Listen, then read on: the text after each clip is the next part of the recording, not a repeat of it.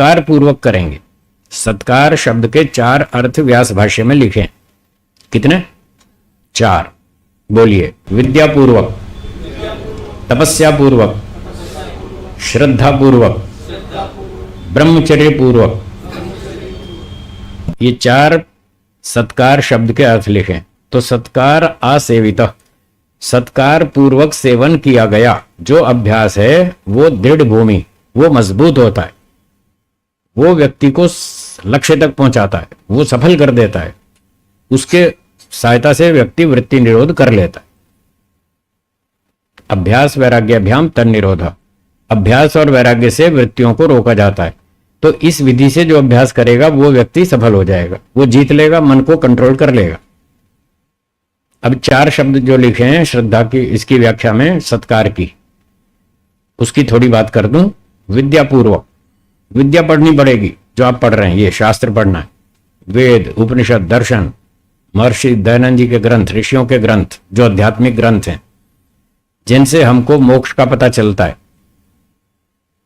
ये सारी विद्या पढ़नी पड़ेगी।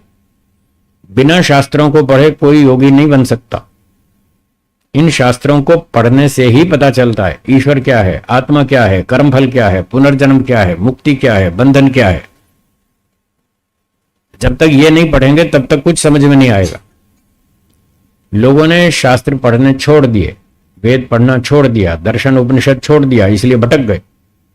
कोई हरिद्वार जा रहा है, कोई मक्का मदीना जा रहा है, कोई यरूशलेम जा रहा है, कोई 7वें आसमान पे जा रहा है, कोई 4थे आसमान पे जा रहा है, कोई बैकुंठ में जा रहा है, कोई कैलाश पर्वत पे भाग रहा है।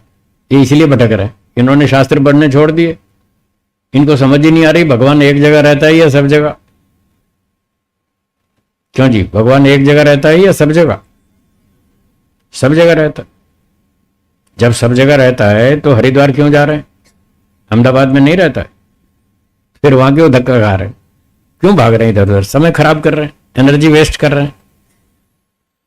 तो इन शास्त्रों को पढ़ना है, तब विद्या पूर्वक अभ्यास करेंगे तो सफलता मिलेगी, नहीं तो ऐसे ही भटकेंगे। तो दूसरी बात, तपस्या पूर्वक, तपस्या करनी पड़ेगी। भूख, प्यास, मान, अपमान, हानि, लाभ, सुख, दुख, ठंडी, गर्मी, ये सब सहन करना पड़ेगा। इसका नाम है तपस्या। लोग आपकी खिल्ली उड़ाएंगे, मजाक उड़ाएंगे, आपको अनपढ़ समझेंगे, भिखारी समझेंगे, बिना टिकट समझेंगे, मूर्ख समझेंगे। आपको सहन करना पड़ेगा। कोई थोड़ा ऊंचा नीचा कर देगा, कोई थोड़ा दादागिरी कर लेगा, आपको सहन करना पड़ेगा। अगर आप घबरा गए तो फेल। मैदान छोड़ के भागना नहीं है, मजबूती से चलना है, सहन करना है, तपस्या करनी है, सहन शक्ति को बढ़ाना है। छोटी मोटी समस्या आएगी, बोलो कोई बात नहीं, क्या बोलेंगे? तो आपको कोई फर्क नहीं पड़ेगा, आप मजबूत बने रहेंगे, आपकी सहन शक्ति बढ़ेगी। छोटी मोटी समस्या आ गई, उसको सहन कर लेंगे और कहेंगे, अपने मन में कहेंगे कोई बात नहीं। और बड़ी समस्या आ गई, उससे भी युद्ध करेंगे, संघर्ष करेंगे, अपनी रक्षा करेंगे। और फिर भी कोई अन्याय कर गया, आपने पूरी शक्ति लगा ली, फिर भी कोई अन्याय कर गया, तो उसको ईश्वर की कोर्ट में डाल देंगे, ईश्वर के न्यायालय में छोड़ देंगे। सरकारी कोर्ट में न्याय मिलता हो तो वहां चले जाओ, ले लो, उसके लिए मना नहीं कर रहा। सरकारी कोर्ट में आपको न्याय मिलता हो तो जाओ, ले लो। पंचायत में न्याय मिलता हो तो ले लो। अगर यहां भी नहीं मिलता, वहां भी नहीं मिलता, तो फिर ईश्वर के अंतिम न्यायालय में छोड़ दो, ईश्वर न्याय करेगा। बोलिए, बस ईश्वर की कोर्ट में छोड़ दो और मस्त हो जाओ, फिर अपना काम करो।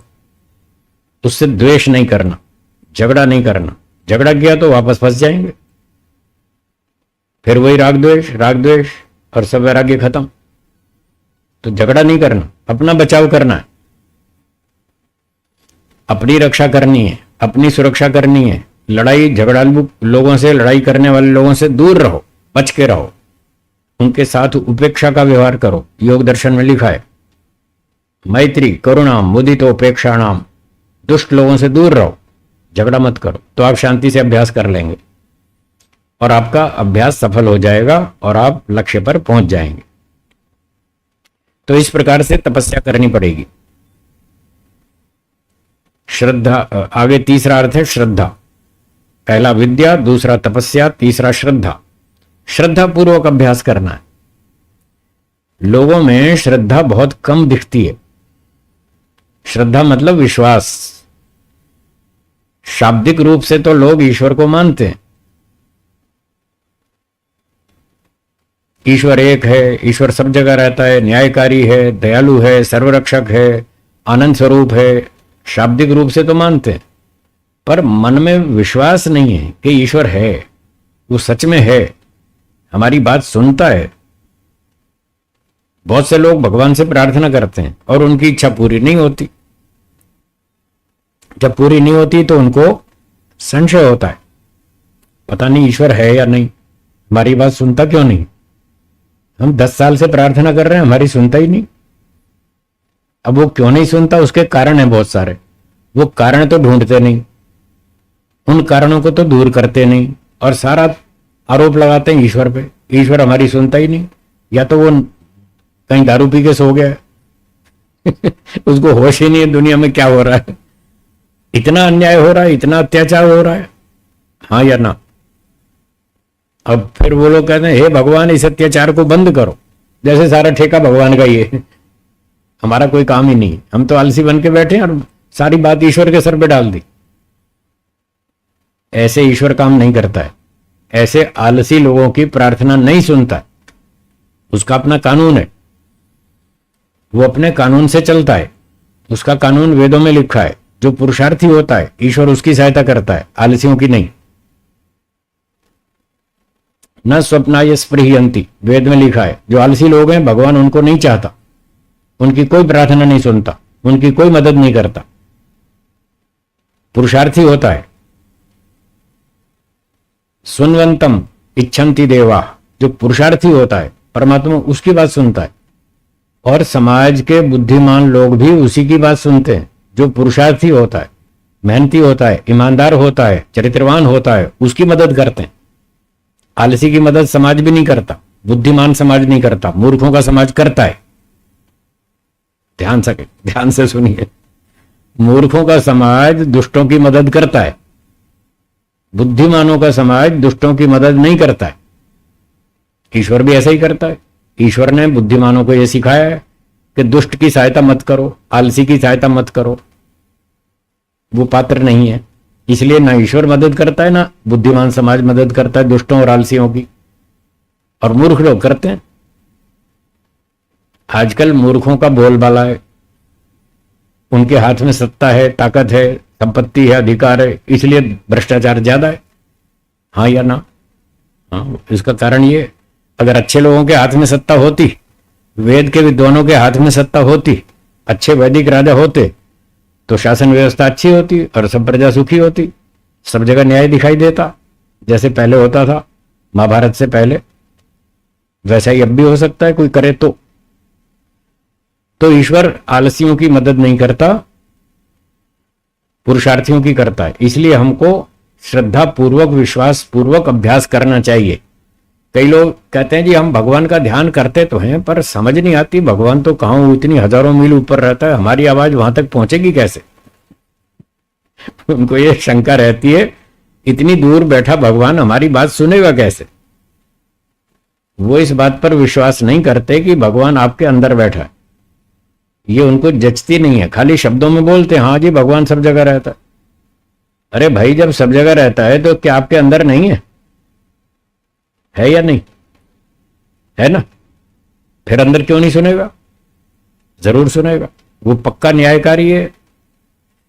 अगर ईश्वर ऐसे दुष्टों की सुनता होता और सज्जनों की न सुनता होता, न्याय न करता होता, अन्यायकारी होता, तो संसार में गाय, घोड़े, कुत्ते, सांप, बिच्छू, ये प्राणी कहां से आते? ये सारे प्राणी किसने बनाए? ईश्वर ने। क्यों बनाए? वो न्यायकारी है या अन्यायकारी? जब न्यायकारी है तो दुष्टों को उसने सुअर, कुत्ता, सांप, बिच्छू बनाया कि नहीं? मतलब वो सुनता है, सब देखता है, सब कुछ देखता है, सब कुछ सुनता है, सबका ठीक ठीक न्याय करता है, सबको चेतावनी देता है, वार्निंग देता है, गलत काम मत करो, अंदर भय, शंका, लज्जा उत्पन्न करता है बुरे काम में, अच्छे काम में आनंद, उत्साह, निर्भयता देता है।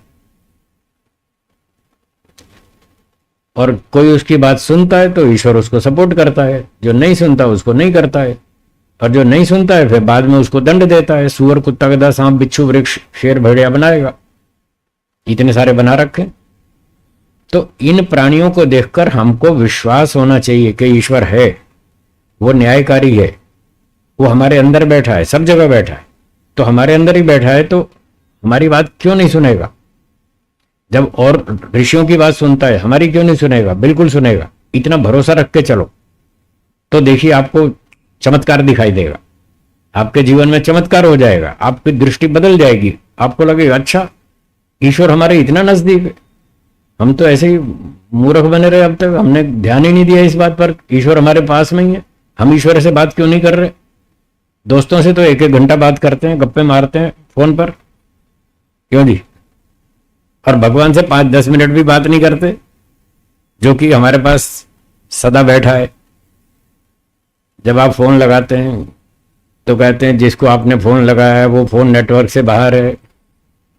कभी कभी ऐसा मैसेज आता है, जिसको आपने फोन लगाया है उसका फोन नेटवर्क से बाहर है, तो फोन नहीं लगता है। कभी वो दूसरे कॉल पर व्यस्त है, ऐसा मैसेज आता है, जिसको फोन लगाया वो दूसरी कॉल पर व्यस्त है, थोड़ी देर बाद वेट करो या दोबारा डायल करो थोड़ी देर बाद। तो वहां तो कनेक्शन लगता है, नहीं लगता है, कोई गारंटी नहीं है। पर यहां तो 24 घंटे नेटवर्क से बाहर होता ही नहीं, और फोन कॉल बिजी होती ही नहीं। आप जब मर्जी बात करो 24 घंटे तभी बात होती है, तुरंत कनेक्शन लगता है, गारंटी से लगता है, फिर भी हम बात नहीं करते। तो बताइए कमी किसकी तरफ से? हमारी तरफ से। तो जब मर्जी भगवान से बात करो, 24 घंटे उसका फोन चालू रहता है, हॉटलाइन चालू रहती है उसकी, कभी बंद नहीं होती, कभी नेटवर्क से बाहर नहीं जाता। बस हमको थोड़ा मेहनत करने की जरूरत है। तो इतना विश्वास अपने अंदर लाएं, ईश्वर हमारे अंदर ही है, तब आपको देखिए सफलता मिलेगी। और एक चौथी बात है ब्रह्मचर्य पूर्वक, ब्रह्मचर्य का पालन करते हुए इस योगाभ्यास को करें।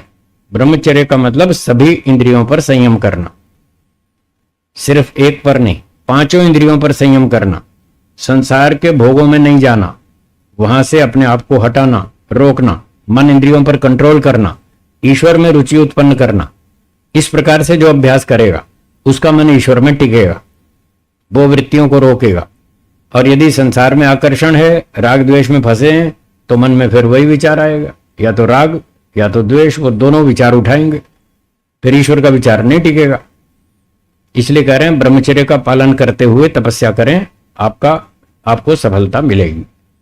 तो ये थी अभ्यास की विधि। इस विधि से अभ्यास करें तो दृढ़ भूमि, उसका अभ्यास मजबूत होगा, वो घबराएगा नहीं, आपत्ति में भी घबराएगा नहीं, मुसीबत में भी विचलित नहीं होगा, मार्ग छोड़कर भागेगा नहीं, कायर कमजोर नहीं होगा, पीठ दिखाकर भागेगा नहीं, जम के रहेगा। कोई भी मुसीबत आए कोई चिंता नहीं। महर्षि दयानंद जी को देखिए आप, उनका इतिहास याद कर लीजिए, कभी घबराए?